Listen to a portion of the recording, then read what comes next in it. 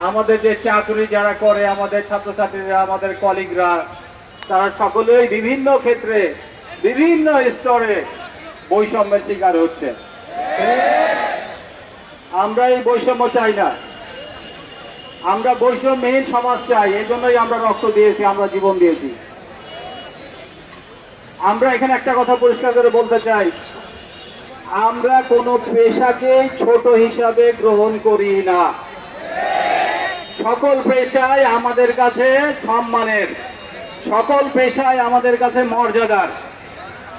আমরা এক পেশার মানুষ আরেক পেশার পরিপূরক, সম্পূরক। কিন্তু আমরা কি দেখতেছি? আমরা দেখতেছি সেই দীর্ঘদিন ধরে একটা বৈষম্য যেটা চলে আসতেছিল, সেই বৈষম্যে কিন্তু গত 1 বছরেও কোনো সমাধান হয় নাই।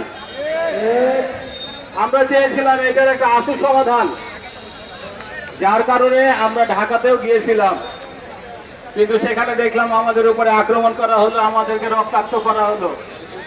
আমাদের অনেক সন্তানের মাথা ফাটিয়ে কারো পায়ে আঘাত করে রক্তাক্ত করা হলো, তারা হাসপাতালে এখনো অনেকে আছেন। এই বৈষম্য কেন? আমাদের 3টা দাবি ছিল। প্রথম